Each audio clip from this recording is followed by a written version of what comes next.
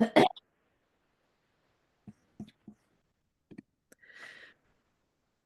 everybody, and welcome to What Have You Already Tried by Catrina Lowry. So we've got a couple of people who are going to be joining over the next few minutes. And this is the second session in our PINS project webinars for East Yorkshire.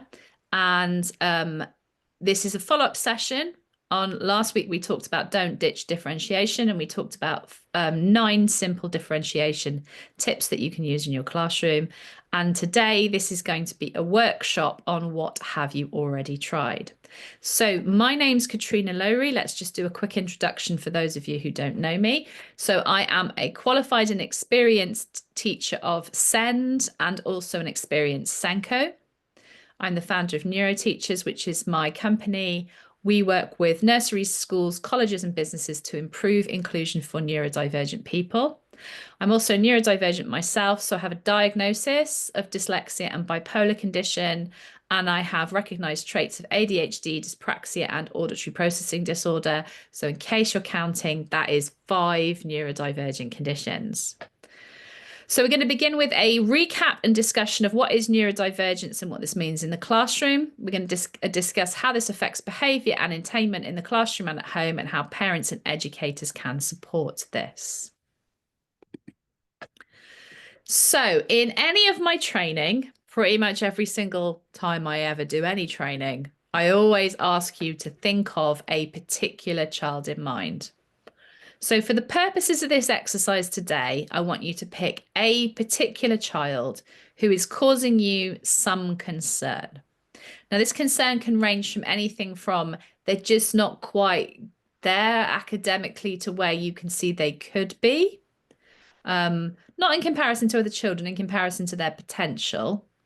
They're not quite there, and you're not really sure why because you've tried a fair few things. Ranging all the way up to they are causing you actual concern with their behavior. Maybe their attendance isn't very good. They're either melting down or shutting down in class, and you're finding that extremely difficult. Okay. I would like you to pick one child. Now, the reason I say pick one child is because if you can do this for one child, then you can extrapolate that information up to a class as many as 30, or possibly even beyond if you're lucky enough to have one of those classes of 32 or possibly even 34 children, which do exist in this country, even though we know they shouldn't. Okay, average class size being 30 in this country. So what I would like you to do is concentrate on that child, and we're going to revisit the questions that we mentioned in the previous session. So I'm going to say 2 questions now. If you are a writing it down sort of a person, then you can write this down. If you're watching on the recording, then by all means pause after each question if that would be helpful to you. You do not have to write anything down.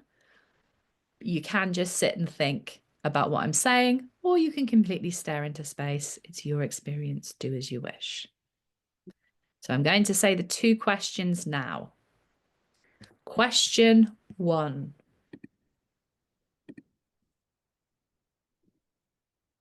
What are your hopes and aspirations for that child?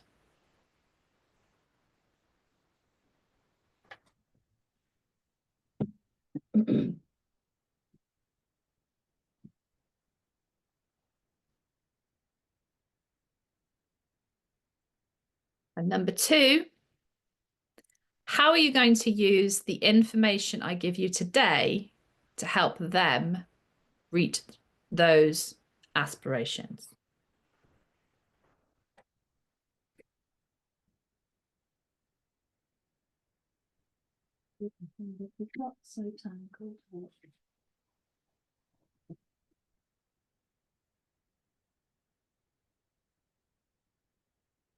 Did it?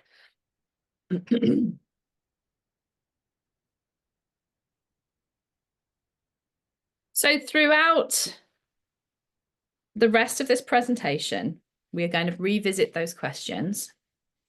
So when I ask you, what have you already tried? It's going to be about answering those 2 questions. Okay. So again, this is an oldie but a goldie. This is one of my favorites, and this is called the fruit salad approach. So if you've watched the last session,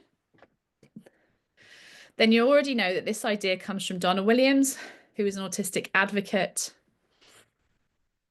And she was trying to describe her different neurodivergent physical and mental health conditions. And like me, as a neurodivergent person with multiple needs, she didn't much like being referred to as being complex. And what she wanted to emphasize was the fact that often when it comes to neurodivergent need, we can see this as kind of a mixture, a confusing mixture, somewhat like a smoothie when you just put the lid on the smoothie maker and press the button. But the thing about neurodivergent need is it's not a smoothie, it's a fruit salad. So the needs are separate yet intrinsic. So when you're thinking of your particular child in mind, it is highly, highly unlikely that they are just dyslexic or just autistic. There is a 50 to a 70% chance that they have more than one neurodivergent condition and that that's affecting their need. So especially if you've tried everything you know about dyslexia and it still isn't working, there's a possibility that there may be other things to do with dyslexia that you haven't tried. But there's also a possibility that they may have another neurodivergent need that hasn't necessarily been identified yet. And this is the thing about being a teacher or a teaching assistant. You do not need to know the name of the fruit. You just need to know there's a flavor. So in other words, as teachers and teaching assistants and parents and other people who are involved in children's lives, we are not qualified to diagnose, nor do we actually need to, because all of the legislation says that we meet the need.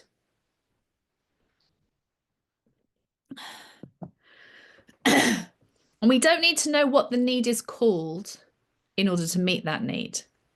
We need to identify that there is a need. So last week and in previous presentations, I've talked about the need to write to lists. And it's quite simple.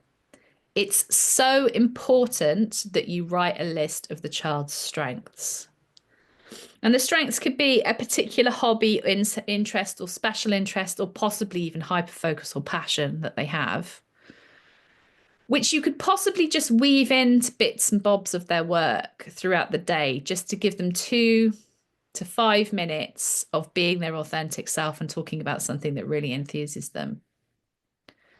Or possibly they're just a really nice, helpful person. So giving them something like giving books out or collecting books in, or, you know, going and getting the milk or the fruit at break time, or carrying the water at lunchtime when it's a hot day, just could be like a really lovely thing for them to be able to do, so that they feel some pride in who they are and they feel like they're important and part of the class and belonging.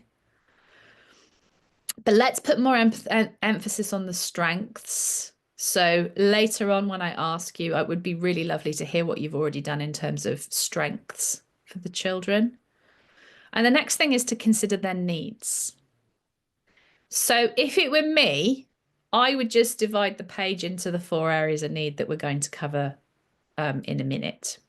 In fact, if you're working at the moment with a piece of paper and a pen in front of you, or you're writing some notes on your laptop or tablet, then I would just get a page and divide it into 4 sections for the purposes of the next exercise. Right. Now, remember that this is a massive synopsis and this is for teacher purposes. All right. If you were going to study neurodivergence at master's level, or, you know, if you were medically trained in that area, you had a degree in psychology or something like that, neurodivergence actually splits down into 8 different needs. But what I'm doing is I have condensed it down into 4 needs, because this is what you will see in the classroom. And these are the things that will affect the learning, the behavior and the attainment and general well-being of the children the most. So that's why I say, for the purposes of education, we have 4 areas of difference. Okay. And remember, these are difference and not deficit. There are strengths as well as needs in this. It's up to you to identify which are which and how you can use that as part of your classroom teaching, because some of these you can actually use in your favor. Right, so the first one is processing. So this is a reminder that your child in mind may process information more slowly, more quickly, or otherwise differently from neurotypical peers. So one of the areas of need that you put on your piece of paper should say processing at the top. So the question that you're going to need to answer is, does my neurodivergent child in mind process information more quickly, slowly, or otherwise differently? So just to give you a general idea, many autistic and dyslexic people may need longer to process information. The average neurotypical person needs between 6 and 10 seconds to process an instruction. An autistic or dyslexic person might need 15 to 30 seconds to process an instruction. One single instruction. Okay. Some ADHD children may process the information far more quickly, especially if they're bright. They might have finished the exercise before you finished explaining it to everybody else. And others may process the information differently. So they'll get hold of a piece of information in the instruction that they think is the most important and possibly go off on their own tangent about the thing that you said that they found cool, interesting, or important. Okay. So when I say, what do you know about their processing? Those are the things to consider.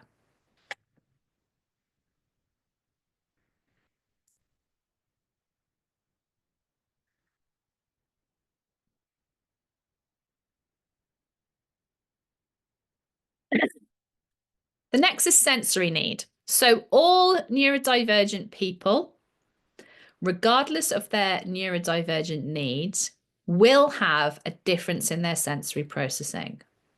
Right. So there's a well-known quote about autism that is autistic people experience the sensory world in a radically different way to neurotypical peers.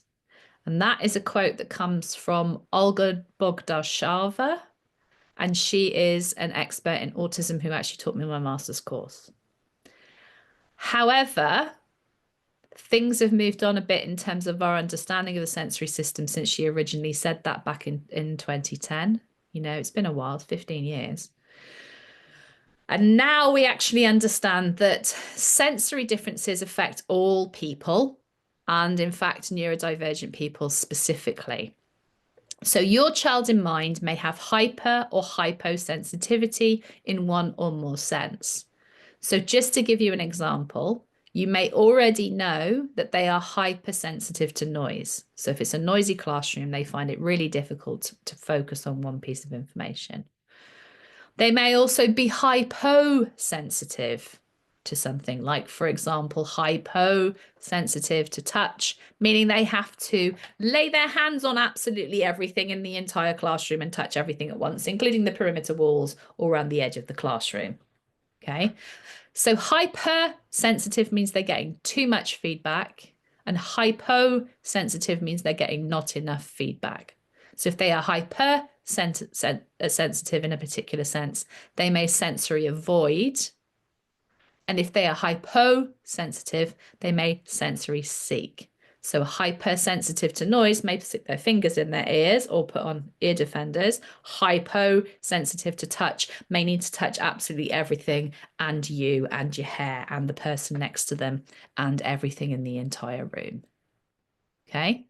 So the next question is, what do you know about the sensory needs of your particular child in mind? So I will give you a minute to think about that and write it down if you so choose.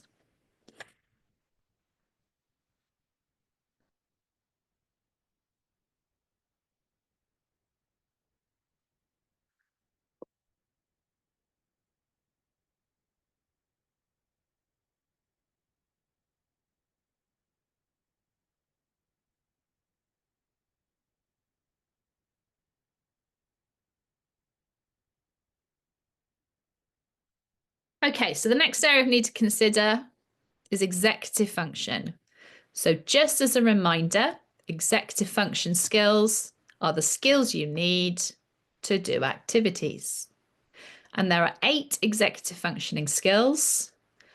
The ones that you will most commonly notice with your neurodivergent children are things like task initiation and planning and prioritizing.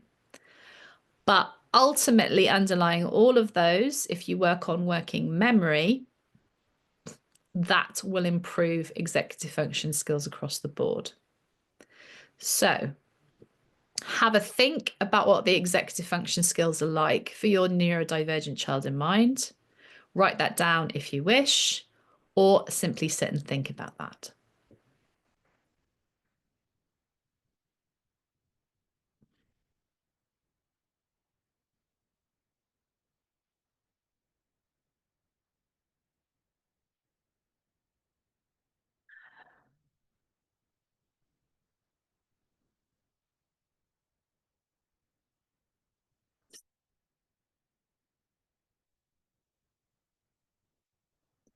Right, and the final area of difference is social communication and interaction. And again, this is something that is generally known about our autistic and ADHD children, but actually all neurodivergent children will experience the social world in a different way from neurotypical peers. And I'm going to tell you why. Firstly, if you process information differently, then your sensory experience of the world is different, and you have differences in executive function, then it follows that your social experience of the world around us will be different to neurotypical peers. And when we're talking about social communication and interaction, we aren't necessarily talking about the child's ability to use speech and language or any other kind of communication aid. What we're talking about are 3 areas of need. So what you need to consider first of all is this child able to give joint attention? So joint attention is where 2 or more people pay attention to the same object, activity, or conversation point. Okay, so the first question is, are they able to give joint attention? The next is, do you need to moderate your language around this child? You know, can they understand nuance? Can they understand sarcasm? Can they understand set phrases? Can they understand cliches? Those sorts of things. Or do you need to keep your communication simple? I would wager you need to keep your communication simple with this child. And then finally, perspective. So they may have quite a radically different perspective on social communication. And that can be really phenomenal, actually. They're usually going to see problems in quite a different way than you expected. Okay, so have a think about your particular child in mind and their social communication needs, and then either write down or consider what you need to do, what kind of needs they have in this particular area.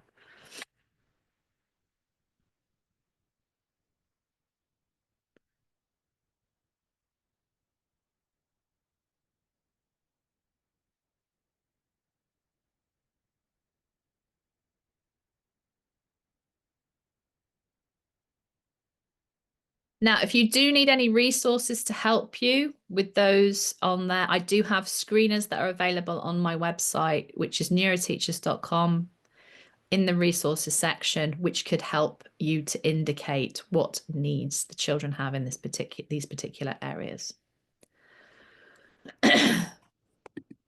Okay, so once we've considered those 4 areas of need, we need to also understand that for the vast majority of neurodivergent children who attend mainstream school, as we're talking about here, and actually, to be honest, most of those who attend special school, there will be an element of masking involved. So masking, fundamentally, in this context, is where you pretend to be neurotypical. So it's where a neurodivergent person acts neurotypically to hide their neurodivergent need.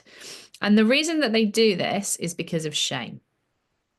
Okay, so it's a big old mask of shame, because usually not deliberately, but very often they have been told that their way of being is wrong. They've been continuously corrected or told not to behave in a certain way or feel a certain way or do a certain thing because their behavior, their way of being, their emotional state is wrong. So they have corrected it to behave in a way that is seen to be socially desirable. And they are thereby hiding themselves and their authentic self. And this is massively problematic because firstly, it makes it very difficult for practitioners to see what's going on behind the mask and to identify all four of those areas of need. And when it becomes too much, this can often come out as behaviors. So either it can be explosive behavior. So we can see kind of melt down, explosive, high energy sort of behavior, which is the type that we notice. Or more often, and actually more worrying than that, we can also see shutdown behavior, which can present as freezing. It can present as running away and hiding. It can present also as fawning, and fawning is a very extreme form of masking where the child will often either regress to start behaving like a much younger child, possibly even start using baby voices, doing things like sucking their thumb and looking really cute so that they look insignificant so no one would hurt them, or just fundamentally blending in with the wallpaper and just trying to look almost invisible to people. And that is a very extreme form of masking called fawning. So none of this is desirable. To a certain extent, we have to follow rules within society and we have to be polite to one another. But at the same time, it's important that we have the opportunity to be authentic. But it's very important to consider that the child that you have in mind could be hiding some of their neurodivergent need. So that is something to look at very, very closely when you're writing down the information about your 4 areas of need. Okay, so the next thing is ages and stages. And this is another thing where it's really important to consider that there will be some behaviors that you see that could be developmentally appropriate that are nothing to do with neurodivergence. So, for example, one that comes up quite a lot, particularly with early years practitioners, usually the less experienced one, the ones who've been doing this a while don't necessarily come up with this, but less experienced people will go, oh my goodness, I've got a 4-year-old and they're lining things up all of the time, or, you know, they're turning bikes upside down and spinning the wheels and all that kind of stuff. Actually, what that is a schema, and a schema is a perfectly natural stage of development that kind of 4 to 5-year-olds go through. So that preschool to reception age children do a lot of schemas, and that is a perfectly natural part of development. The difference is that neurodivergent children, and particularly autistic people, will do schemas that don't join up. So they'll continuously do a capacity schema over and over again where they fill things up, etc. But it won't then lead on to making it into a sandcastle, for example, and then making it into towers. Whereas a neurotypical child, it may lead from one schema into another. So you've got a rotation schema that ends up being a trajectory schema, for example. So the child would do something like, for example, rotate the wheels on a car and then launch it down the ramp of a garage, a play garage or something. So that is one of the things that comes up quite a lot in terms of, is this age or stage, or is this neurodivergence? But there are certain other ones as well that come up quite a lot. So if you do have questions, please do ask me. And if you're not seeing me live, then you can send me a message. So it is important to know what is typical for that age and what is a neurodivergent need. And then sometimes and this is particularly around that reception or year 6 age group, is that sometimes there's an overlap between the neurodivergence and the development, which means that at that particular stage in the child's development, it becomes more difficult for them to mask, just because of the physical, emotional, and brain development that's going on, but also the stage of academic education that they're going through.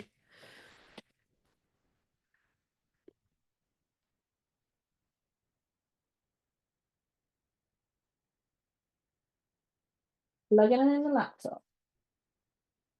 No. Great.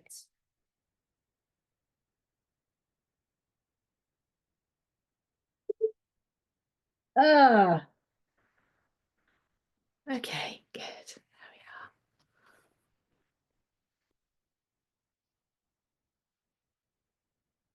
Sorry about that. Just had to plug the laptop in. Right. So it can be that, for example, a child comes from preschool, and in preschool there was no concerns, and then they go into reception, right? And I know this is going to sound like a really obvious thing if you've ever worked in early years, but the thing about children being in reception is that they've never been in school before. They've never been to school, so they don't know what it's like. So you'll always get children, and this will happen every single year, and this is nothing necessarily to do with being neurodivergent, right? But it is a very common thing that children say. I've been to school now. Don't think it's for me. I don't think I'll go tomorrow. Right. So there's always children who do that, because the thing about there is a big step up between preschool and reception, no matter how smooth we try and make it.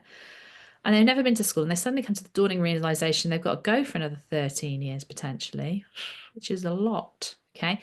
So that isn't necessarily in and of itself a sign that the child is neurodivergent. It's just that they've had that dawning realization of what actually is going to happen to them for the next few years. Okay. So another stage at which you start to see kind of the mask dropping a little bit is when they move key stage, between key stage 1 and key stage 2. For various reasons. They're developmental reasons, insofar as the sensory system is not fully developed until the age of 7. So we obviously make work a lot more academic at that stage.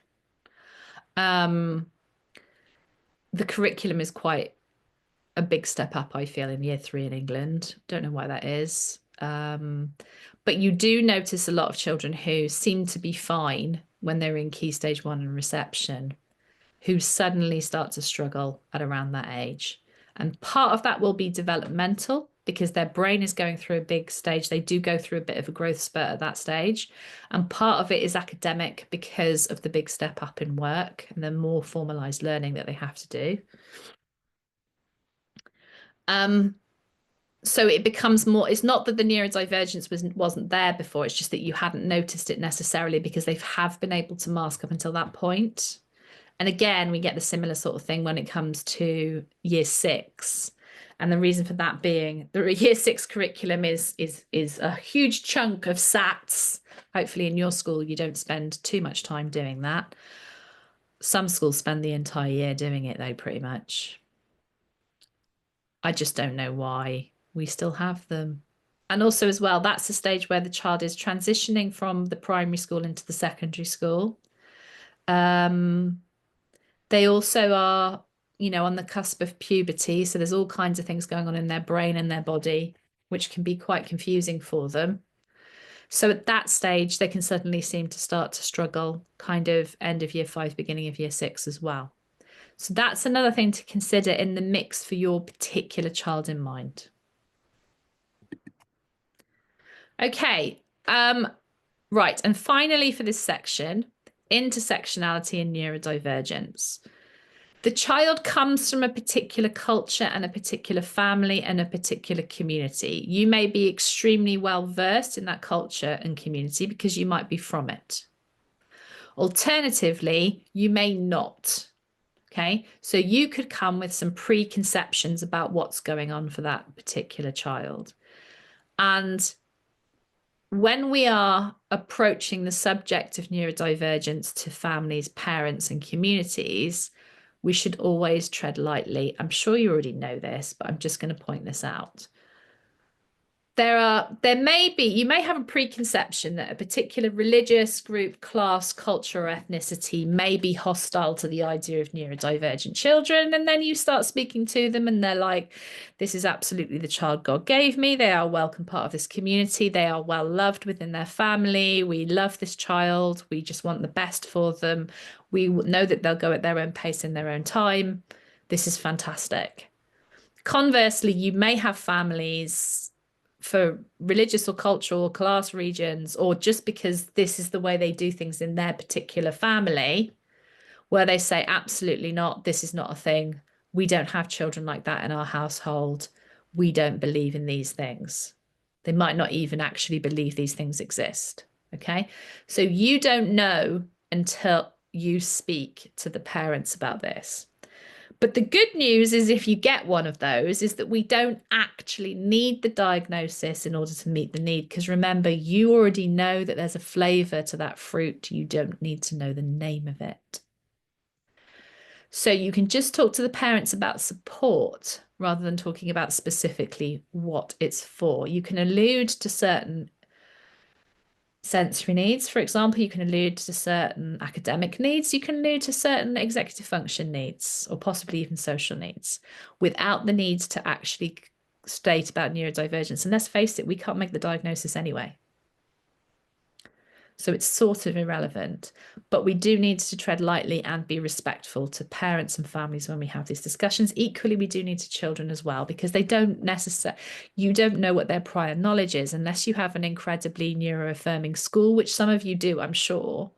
You don't know what the child's prior knowledge is either. So if you do broach the subject, especially if you've been asked to by a parent, then you need to think about the age and stage of the child and their level of understanding for that. Another thing to point out on this this diagram, two more things. Firstly, physical disability and neurodivergence massively co-occur, particularly if a child has hearing impairment or visual impairment. If they are struggling academically and you've done everything to support that particular need, there is a significant possibility, up to a 50% chance, that they have a neurodivergent condition as well. So it may not just be the sensory need. The other thing to consider is gender. Remember that females and other genders are massively underdiagnosed in neurodivergent conditions, particularly autism and ADHD.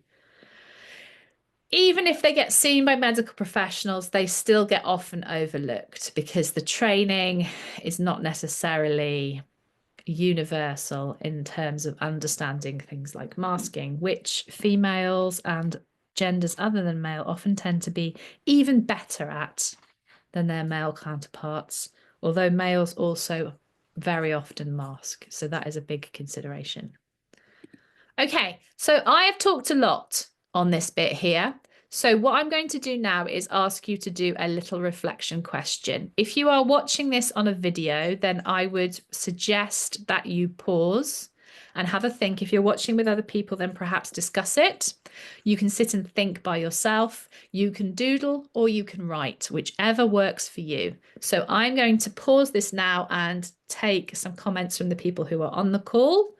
And the rest of you, I will see you back here in a minute.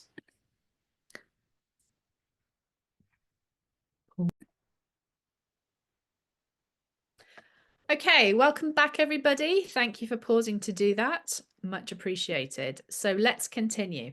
So the next thing is, when we're looking at supporting our neurodivergent children, this is a reminder about our differentiation strategies. So in previous pieces of training that I've done with you, but also pretty much every time that I mention training, I will say this again and again. There are 9 things that you can do in the classroom as a teacher, a teaching assistant, or an LSA.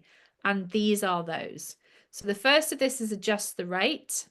So this is remembering that your neurodivergent child may process information differently. They may need extra time to complete a task, or they may need to demonstrate extra knowledge. Next, it's about the volume. So this is about you adjusting the amount of material to be processed. So again, particularly if a child is struggling with their processing, it's really useful to maybe give them 1, perhaps 2 instructions at a time. Next is about adjusting the complexity. So this is changing the number of details or complicated ideas to create or interpret. The next one is a massive favorite of mine, and this is about staging the task. So staging the task is where you create logical steps. You may, for example, lay the table. So at the beginning of term, if they're doing a brand new topic on graphs, and for every time they do graphs, they need a pen, pencil, ruler, and a piece of graph paper. At first, you might give out all of those things. Then after a lesson or two, when they've got used to using those things, you may just have a desk in front of you where you've put a pen, pencil, ruler, and piece of graph paper. And then the following lesson, you may just hold up the pen, pencil, ruler in one hand and the piece of graph paper in the other and say, you need these, and go and get them to get those things. And then after that, you may just write a list on the board of the things that they need. Okay, so that would be about you staging the task. Now, if you get a difficult day, you might go back to the beginning because, like, say it's been really, really windy and a load of children have been off with norovirus, so they've missed stuff. You might go back to the beginning where you give things out, right? If you're having a particularly brilliant day, you might just let them go and get their own things because they're doing fantastic and we're having an amazing day. Angels are flying across the ceiling. Everything is wonderful in the world. And magically, the children automatically know what they need to do without being given any instructions. Could happen. Doesn't very often, but could. Next is prioritizing. So this is emphasizing or de-emphasizing, stressing or de-stressing certain areas of a task. So for example, if you've got a maths activity and they're doing positive and negative numbers, some children may need to work more on adding, some children may need to work more on taking away, and some children may be super advanced to be doing times and multiplying with them. Okay, then it's changing the presentation format. So this is how you present the information to the child effectively. Changing the method or production of information. This is how they produce the information to you. So there may be some lessons where they just write bullet points. There may be some lessons where they do a mind map. There may be some lessons where they make a poster, and there may be some lessons where they write in paragraphs. And you may vary that depending on their particular needs. So there could be a lesson where they're having a real shocker. So you literally just ask them to write 3 bullet points. And they may have another lesson where they're doing amazing, in which case you ask them to write an entire paragraph about the same topic. Okay. Then it's changing the evaluation system. So we very often assess children purely on their academic needs. Wouldn't it be lovely if we could assess a piece of work on their effort, creativity, or independence?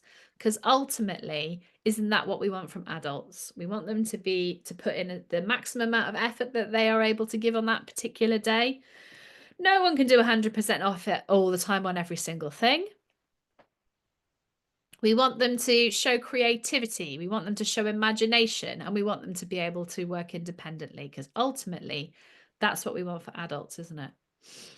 And then finally, it's about the support aid. So this is specific tools that you have within your classroom. Now, it could be something as complicated as a laptop or a tablet, but it could be simply, you know, Sophie runs a little hot, so you sit her next to a fan.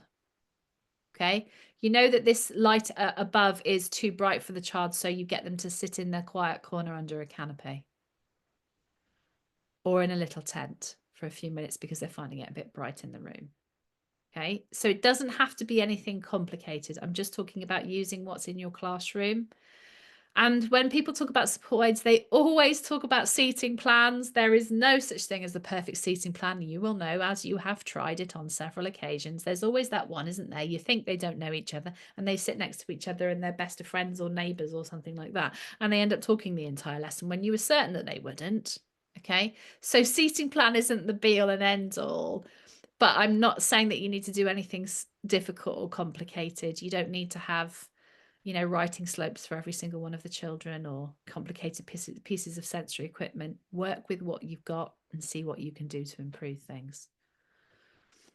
Okay, so again, a reminder, you do not need to screenshot the previous screen, which is not as pretty as the one I'm going to give you for free. So this is a free resource if you haven't already got it. Please pause the video and take a shot of the screen here, and you can have your free resource, which is a lovely poster explaining the 9 types of differentiation, which you can take and print out at your leisure and put it into your planner or put it up on the wall in your classroom or even laminate it and keep it in the staff room.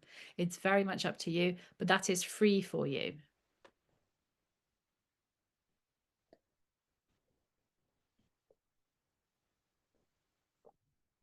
Everybody loves a free resource.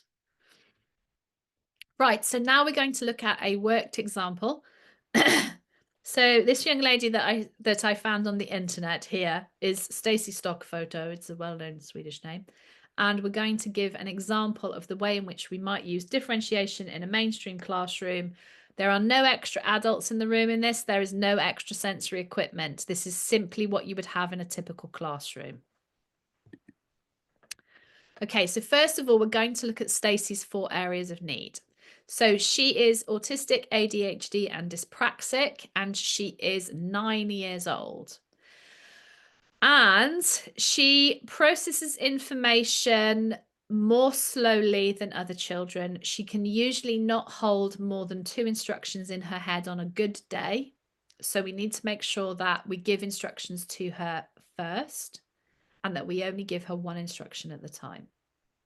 Next, in terms of her sensory need, she is quite hypersensitive to loud noise, but she also gets quite easily distracted as well by it because at times she can also really enjoy the loud noise and she can be the noisiest person in the room. The next is executive function. So Stacey really struggles to get started with activities. Task initiation is a massive problem for her, as is planning and prioritizing. In terms of her social communication, she's a very loyal friend. She gets extremely enthusiastic about her social links within the classroom. She will get very upset if somebody else in the classroom becomes upset. But she can also be quite easily distracted by anything of a social nature as well. So she's a very kind and caring individual, but that can also be to her detriment because it can distract her from her own work if she thinks that somebody else is being unfairly treated or if they are upset. So she's got a strong sense of social justice as our Stacey. So let's have a look at the strategies. So when we're thinking about the 9 types of differentiation, I think it's always important to go for low-hanging fruit. So what are the ones that are the easiest first? So in Stacey's particular case, the first thing that we need to do is adjust the rate and volume. So I've already told you that she can't process more than 2 pieces of information at a time. So what we're going to do is give her 1 to 2 instructions each time, and we're going to give the instructions to her first before speaking to the rest of the class. The next is task staging. So in Stacey's particular case, she likes to work with other people, but she finds it quite difficult to know where the perimeters of her task are. So we're going to give her a privacy screen. So privacy screen is just a large piece of cardboard that's approximately A3, where the 2 sides fold in like a book, and you can open them out so she has a kind of U shape in front of her, which means that it's approximately her height. She can't see in front of her when she's doing concentrated pieces of work or to either side. And then inside it has elasticated pieces across it that you can pop in her book or to turn to the correct page, her exercise book, or a piece of paper or a worksheet. And then you can also hook onto it her ruler, her pencil, anything else that she needs. And then at the beginning of the lesson, you simply give that to Stacey, and then she sets her desk up herself. This makes it much easier to stage the task, but it also helps a little bit with her concentration, and it gives her some privacy, because one of the things that she gets concerned about is other people reading her work, because she gets a bit worried about messy handwriting. And then when other people look at her work, she writes really quickly, and that makes her really concerned because it means that it gets messier and she gets embarrassed. Okay, so privacy screen is a really good way forward for her. The next is prioritization. So in Stacey's case, she goes into quite a lot of depth about what she does. and this is kind of part of her autistic traits. But because of her ADHD traits, she can also find it very, very difficult to know which pieces of work are the most important. So she might go into too much depth about the wrong piece of information. So we're always going to be very clear about how to prioritize what she needs to do. And in this case, if it's a maths lesson, for example, we've just started doing positive and negative numbers. And we're going to ask her to concentrate very carefully on making sure she has the correct sign in front of the number. Okay, so that's her prioritization for this particular task. The next thing is we've used support aids. So we've already talked about using the privacy screen as a divider for her so that she can have some privacy. The other thing that we're going to do for Stacey is, like I said, she likes to sit with other people so that she's got somebody either side of her, so she knows that she's in the middle of the classroom, which is very important for her to maintain and gain joint attention. But we also have to make sure that she doesn't speak to the person in front of her, which is why the privacy screen is quite a good idea for her in this particular case. We may also need to think about not sitting her directly below the overhead projector for the screen, the whiteboard, the smart board, because it makes different colors that come down. And this can be quite distracting for children who have visual sensitivity, because it makes the dust that comes out different colors, and that can be really pretty. So Stacey would get really distracted if she sat directly in front of that. So we need to choose a seat that is in the middle of the classroom, but slightly to the left or right of where the lights from the screen shine down onto her. Okay.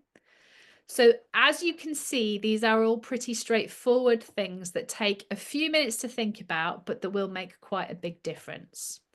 Now, if you're going to go away and try and think of a way in which you can support your particular child in mind, what I would say is start with 1, possibly 2 things out on the list of 9. Get them really embedded. So maybe it's about you adjusting the rate of information you give to them. So spend a week or 2 just making sure that you give instructions really clearly, and maybe staging the task in, if you've got a child who has similar needs to Stacey. And then you would move on to prioritizing and support aids. Okay, but choose 2 that you think are going to make the most impact in the shortest period of time. Get them really embedded. Because effectively what you're doing here is giving yourself targets. So don't give yourself too many targets to do at once. 2 is plenty. Okay, and pick the ones that are going to be easiest, yet the most effective. Well, simplest, not necessarily easiest.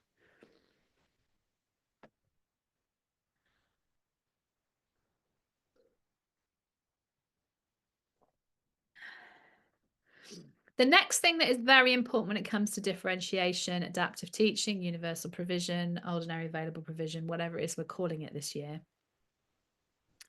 it all amounts to the same thing. But Stacey already knows that she's different. I know because I was Stacey at one point, and I definitely knew I was different, and I definitely knew that I didn't fit in. And this is a quote from Brené Brown, who is a researcher at the University of Houston. She's an American researcher.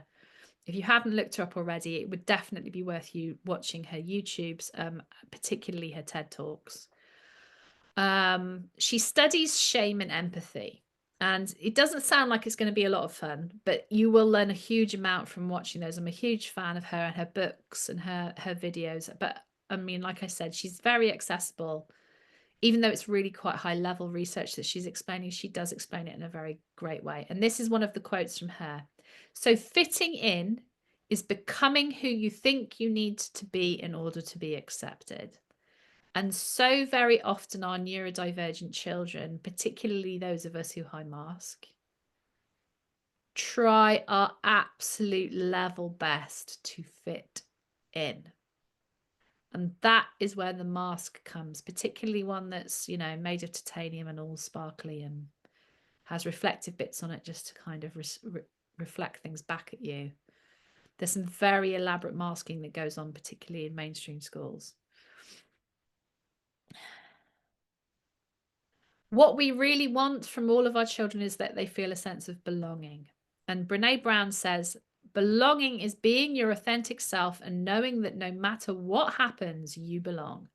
And that is ideally the culture that we want in every single school, is we want our children to feel like they belong and they matter and they are seen and they are authentic.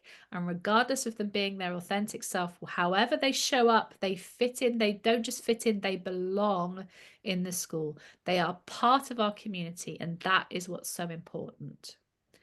So when it comes to making our reasonable adjustments for our neurodivergent children, what we need to understand is that they should never feel othered by the differentiation that's done for them.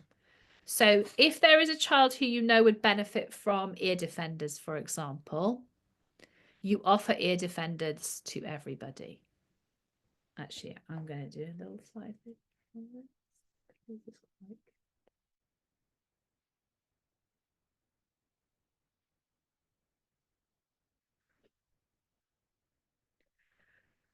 So if we're making reasonable adjustments for a child, it's about making sure that they don't feel othered by the support. Because very often I'll hear from schools, oh, he's offered a sensory activity, but he doesn't want to do it. He just wants to be like the other children. And that's completely understandable because neurodivergence comes with a lot of shame, right? It's like neurodivergence with some shame sprinkled on top. We all feel a huge amount of shame, and we've all been questioned our entire life about why we are the way we are and told that the way we are is wrong. So if you're going to make a reasonable adjustment, you're going to make an offering, particularly for sensory activity, it's really important that this is offered to everybody within the room. And what will happen is those who need the sensory activity will take it and do it all of the time. And those who don't need it will not. And those who need it from time to time will engage when they feel ready to do so. But it's about making the offer. So for example, if you have ear defenders that are available in your classroom, it's important that you have a few pairs which are available, which all children can try on, and they should be encouraged to do so to see whether they like it or not. And then those children who want to have them can use them. And those children who do not want to have them don't have to use them.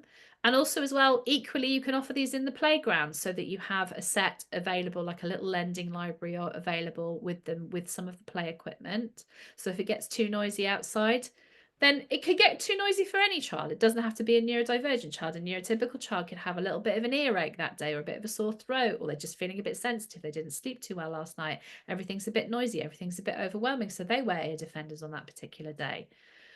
So, but it's about making those offers available to everybody so that it becomes usualized to use that equipment, but offered in such a way as to not make somebody feel othered by the use of that sensory equipment. Hopefully that makes sense. And that's how we do belonging without fitting in. Okay, so let's circle back to our particular child in mind. So we were thinking about our child in mind, and the two questions that we had to answer was, what are our hopes and aspirations for this child? And how are we going to use the information that we've learned today in order to help them reach those aspirations? So let's look again at processing. So the first area that you need to consider is processing. Does the child process information more quickly, more slowly, or simply just differently from neurotypical peers? Then it's about sensory differences. So just to recap, let's remember that there are 8 senses. There's the external senses that are attached to an organ that you've known ever since you were wee, small, tiny, that you were taught in school. And then there's 3 other really important internal senses. So the first one being balance. The second is proprioception, which is the external sense of body awareness. And then there's interoception, which is the internal sense of body awareness. So whereas proprioception tells you where you are in space in relation to people and objects, interoception tells you about your internal state. So this is things like whether you are asleep or awake, whether you are hungry, thirsty, or, full satiated, whether you feel ill or unwell, whether you have any pain or discomfort, if you're too hot or too cold, if you need to go to the toilet. Okay, so actually interoception is a whole bunch of different senses picked up by a whole bunch of different organs inside your body, but it tells you what your internal state is. Okay, now remember, your neurodivergent child will have hypo or hypersensitivity within at least one of those areas. And the really fun thing about it is sometimes it can be hypo and hypersensitive in the same area at different times. And the reason for that is the window of tolerance. So this idea comes from Dan Siegel, who is a psychologist. He's very well known, definitely worth you looking him up. This idea comes from him. It's an oldie but a goldie. It's from the 1980s. And fundamentally, it goes like this. The window of tolerance is not a window that opens like this. It's an window that opens like this. It's a sash window like that has a pulley, so it can go bigger and smaller depending on where we are, right? And we all have a window of tolerance. Teachers and support staff and children alike, we all have a window of tolerance. And the thing about the window of tolerance is that it can get bigger and smaller depending on what's going on around you. So if you've had like a really amazing sleep, a lovely breakfast, you were listening to your favorite tune on the bus to work in the morning, it's a beautiful day, so you get off the stop early and you have a lovely little stroll into the office, into school, and you get to there and your line manager says to you, oh, can we just have that chat at 10 o'clock? You're going to go, yeah, sure, see you then. Easy breezy, it's great. My window of tolerance is really open. I can cope with the extra thing of having a chat with my line manager. Cool.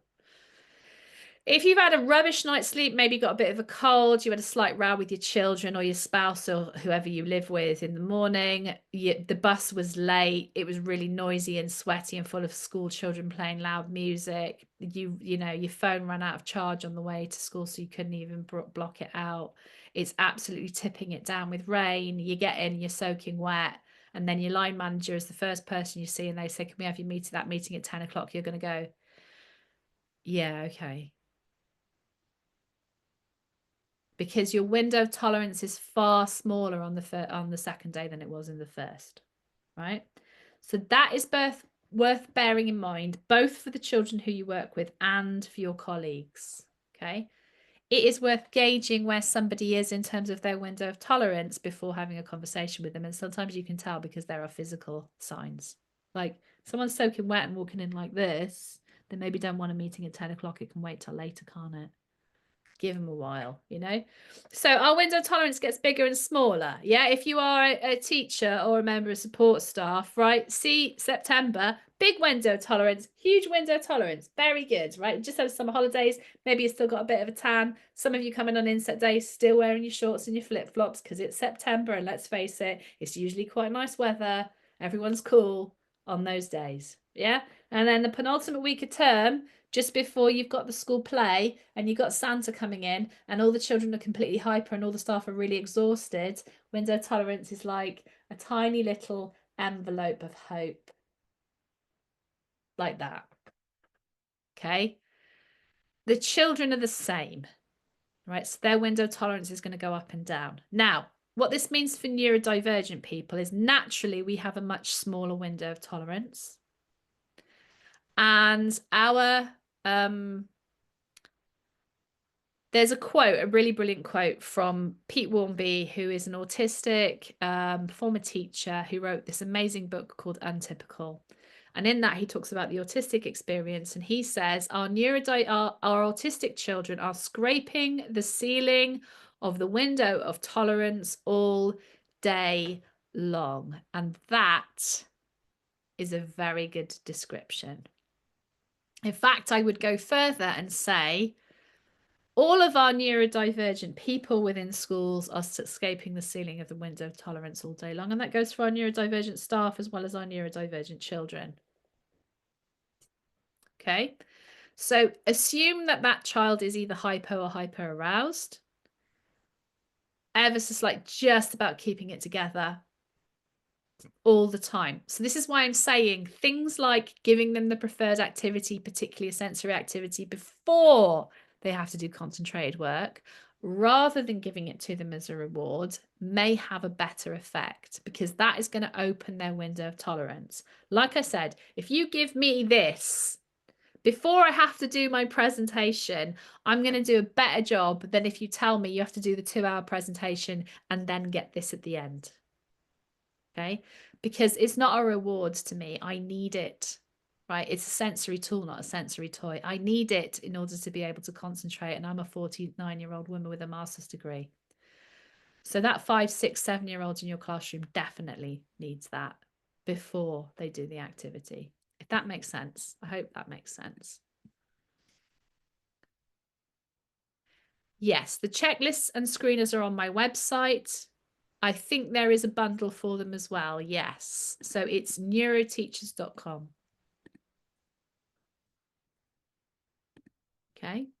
No worries. Right. So the reason that some children can be hypo-aroused or hyper-aroused in the same sense, it depends where they are in their window of tolerance. So if they are already scraping the ceiling of the window of tolerance and they're up here, they may get hyper-aroused. So they're getting too much information, right? But if they're scraping the ceiling of the window of tolerance and they're down here, they may get hypo-aroused, in which case they may sensory seek. Okay. So yes, it's perfectly possible for somebody to be hypo or hyper-aroused in the same sensory area. And the way you're going to find out whether they're one or the other is through observation. Okay, using a screener can be helpful as well because it gives you an indication. Okay, so next, executive function skills. Just to recap that, fundamentally, there are 8 executive function skills. Start again. Organizational skills, impulse control, task initiation, emotional control, flexible thinking, planning and prioritizing, and self-motivation and working memory. The greatest of this being working memory.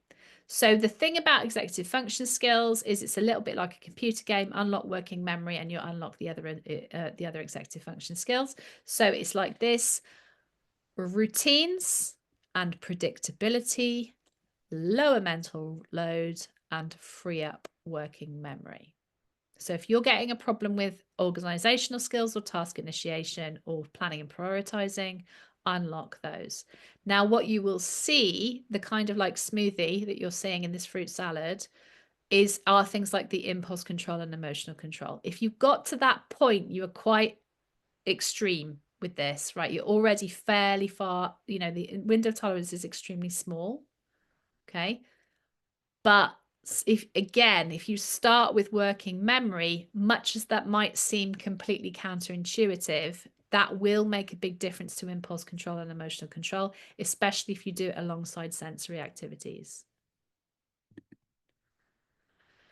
Okay, social communication interaction. So the next thing to consider is, how are you going to use those differentiation skills in order to help with joint attention, language, and perspective? Again, we're only going to potentially be using, say, giving 1 or 2 instructions, but it's very important to make sure that you get the joint attention first, because again, this is the key to social communication and interaction.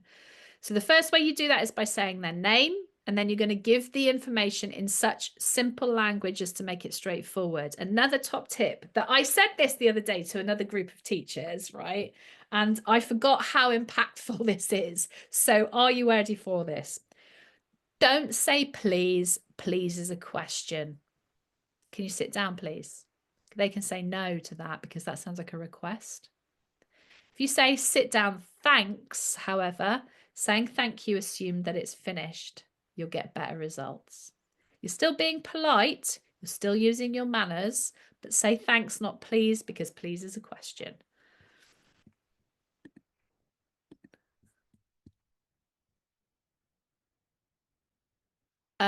Right, so there's the sensory screener is under sensory screener. There's an executive function screener. There's other ones like ADHD for boys and for girls, hyperactive and There's quite a few of them actually on there. So it depends on which one you particularly want. I would recommend definitely having a look at the sensory screener and also the executive function screener. Is that, sorry, Fun. I'm just looking under the categories, Catrina, and I can't see screener. It says free download, online courses. Does it say checklist? No. Yeah, there's ones that say checklist, Amanda. Where?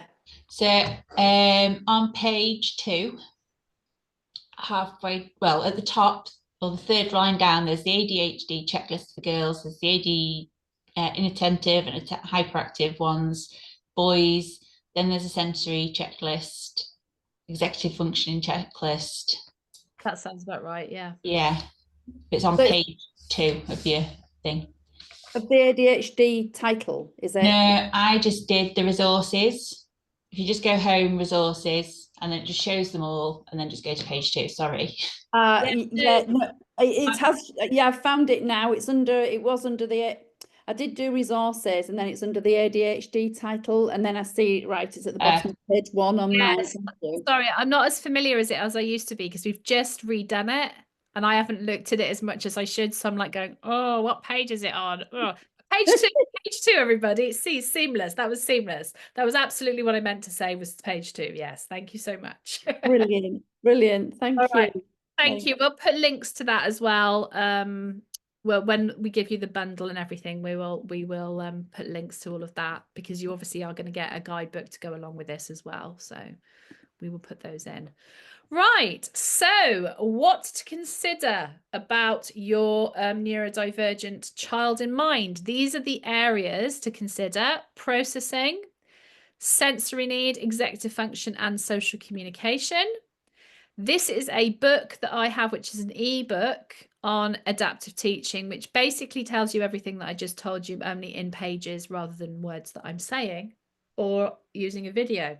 So if you would like a handy dandy guides to go with it, then this is one that is available to you, although you will also be getting another guide which has all of the TED Talks that I've mentioned, and also, you know, things like links to Dan Siegel and Brene Brown and other people I've quoted, also Donna Williams that I've quoted during this. So you will be getting that as well to go with this series. Right. So finally, when we want to make change within any kind of organization, we do much better if we do work with people rather than do things to them. And if you're getting particularly dysregulation, then it's hugely more effective if you follow these simple steps. First of all, we need to a certain extent assume that our child is scraping the ceiling or the floor of the window of tolerance. So before we can do anything else, the first thing we need to do is regulate, which is why it's more effective to give sensory tools at the beginning before an activity or any kind of sensory movement, etc., that they need. Big movement if they need to go and run around the playground or, you know, jump up and down on a mini trampoline or something like that just outside the classroom. Regulate first before you have any kind of concentrated activity, and that includes any kind of restorative conversation. The next, once you are sure that they are regulated and in the green zone and nice and calm inside their window of tolerance, calm and alert and ready to work, then we relate. So then we say, I was just wondering if you found that a bit tricky. I understand because sometimes I find things tricky. And when I find things tricky, I get a bit confused and it makes me frown across here. So my eyebrows go like this. And sometimes I have to look up into space a little bit. And sometimes I find myself clenching my fists. And I was just wondering, because I saw you clench your fists, I just wonder if you were finding that thing a bit tricky. Were you? What happened? Where did you feel that in your body? Tell me about what that was like for you. And that's your really good relate part. So that's using the I wonder questions, and that's using tell me and things like that. It's those TED kind of statements. So TED is tell me, explain to me, describe to me. It's explaining what your own experience is like, particularly your physiological experience of any kind of dysregulation that was going on, or confusion, irritation, etc., frustration. And then we're going to do our reason. So reason is where you use your restorative conversations. And if you want me to go through restorative conversations, I am quite happy to do so. Just let me know. And then finally, as I say, when we're working with a child or a family or colleagues, we get far better results if we work with. So that's our restorative piece. Now, I just want to make this really, really clear. I believe in having high standards for neurodivergent people. Okay.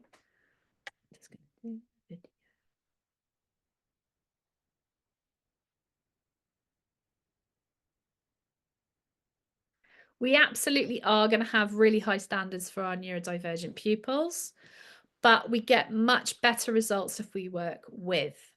Okay, so ideally, with is where we're doing our restorative approaches, and we're going to have both high challenge and high support. So we have to have a good idea of where we expect this child to be, not only, you know, by the end of the year, but potentially where they're going to be when they leave school, and potentially what they're going to be as a 25-year-old adult. Okay. And we need to give them high levels of support to get there, but we need to make it clear to them that we are also going to give them high levels of challenge with what they can do on that particular day. So within the constructs of understanding that everybody's window of tolerance goes up and down, nobody learns in a straight line, despite what government statistics would like you to believe. Everybody has fluctuations in their ability. You're going to get some days when you're an absolute beginner at something, even if it's something that you've done before. You're going to get some days when you're an intermediate, and you're going to get some days where you absolutely smash it and you're amazing and you're definitely advanced at what you're doing. Okay. We will give you the support that you need on that particular given day. So if you're having a beginner's day, then we are going to lay the table for you. We are going to give you that pen, pencil, ruler, and piece of graph paper in order to help you get started. But we know that the next time we work with you, you might be at an intermediate level. So we are going to show you a pen, pencil, ruler, and piece of graph paper, and we're going to expect you to go and collect those for yourself and then get on with your work. Okay. If you're having an amazing day, a fantastic day, and you're in advance, we're just going to write pen, pencil, ruler, and graph paper on the board and point to them and expect you to be able to do that yourself, because you're having an advanced day and you can do that. Okay. So this is what I mean by high levels of support depending on the need on a given day. Okay, but we are always going to have high levels of challenge, and we're always going to expect the child to be able to give 100% of the percentage they can give. So if they can only give 30% on that given day and they give you 26, 27, 28%, they are still absolutely smashing it for them on that particular given day. Whereas if they're having an absolute blinder and they've got 100% to give, then we expect them to give 100% back. And equally, we do the same ourselves. And equally, we talk about our particular needs on that day, because that's part of being an emotionally available adult. So we have a tendency in this country to go towards punitive. Like, seriously, I used to do this, right? I used to be strict because I thought that was the way I had to be when I first started teaching. I was only 22, to be fair to me, and I looked a lot younger than I was. So I thought I had to be really strict. So I used to give tons of detentions and stuff. But what I discovered is when you do things to children, you get one of two results. You either get blind compliance or you get utter defiance. And neither of those are desirable, because you're not giving any autonomy. The next is not. Okay. So in not, that means that you are being neglectful. So if you do selective ignoring of certain behaviors that, right, I don't really believe in selective ignoring, because ultimately behavior is communication. And if you ignore a behavior, then you're ignoring the individual and the feelings behind it. So you can be low register in your reaction to something. You don't need to shout and get aerated about it, but you still acknowledge the behavior and the feeling behind it. So if someone tells you to F off, for example, what they mean is go away. So what you would say is, I can hear that you're upset and you want me to go away, so I'm going to do that. But when I come back, we're going to talk about a kinder way you could have asked me to do that. Okay? So we aren't ignoring the behavior. We're acknowledging that they're swearing and they wasn't right, but we're not getting aerated or start giving detention for swearing, because that'll just escalate. But we're never going to ignore it. The next is being permissive. So being permissive is when you do things for a child. And when you do things for a child, like, for example, yeah, okay, so at first, your 5-year-old is going to be rubbish at tying their shoelaces because 5-year-olds don't know how to tie their shoelaces. So you just do it for them because it's easier, right? But then you end up with a 6-year-old who can't tie their shoelaces. And before you know it, you've got a 13-year-old who can't tie their shoelaces and they're still wearing Velcro shoes when they're in year 8. That's no good, is it? Right? Because actually tying the shoelaces is a relatively simple task. They may struggle with it a little bit because maybe they're dyspraxic or something, or they just can't, they're just, you know, just a little bit of a clumsy child, because some people are, right? But that is just being permissive, and that that ends up with learned helplessness, and that's not a desirable place to be either. Okay. Now, we all have a tendency to go into one of these boxes, but the most effective way to run an organization, a classroom, and a relationship is to work with people, because everyone likes having a say and everyone likes having autonomy, even if they're a teensy weensy little 4-year-old who's just coming to school for the first time. Okay, so again, this is about celebrating and embracing the difference. So hopefully, as a result of what we've been talking about today, you will have thought of the areas of need of your neurodivergent child. You'll think about what you've already tried, and hopefully you've got 1, perhaps 2 pieces of low-hanging fruit that you can go away and do with your child in the classroom as early as tomorrow. So I'm going to pause the video and we're going to go over to questions. Please remember that you can sign up to my newsletter, which again is a free resource with lots of lovely free information, videos, we've got blogs, we've got free resources available to you, and we would love to have you sign up for that. So please do pause and take a picture of the QR code if you haven't done already.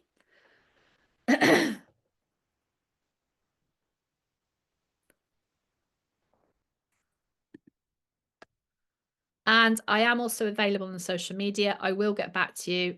If I don't contact you immediately, then please forgive me. I do get quite a lot of messages, but I should contact you within the week. And I'm available on all social media platforms as @Neuroteachers, apart from Twitter because it's disgusting. And also on Instagram, I am @Neuroteachers UK because there's a Spanish version of Neuroteachers and they don't ever use it, but they won't let me have it either for some reason. So Neuroteachers UK on those 2 platforms. So thank you very much, everybody. I'm going to stop recording now. If you do have any questions, remember I'm highly contactable, and I will see you in the next recording.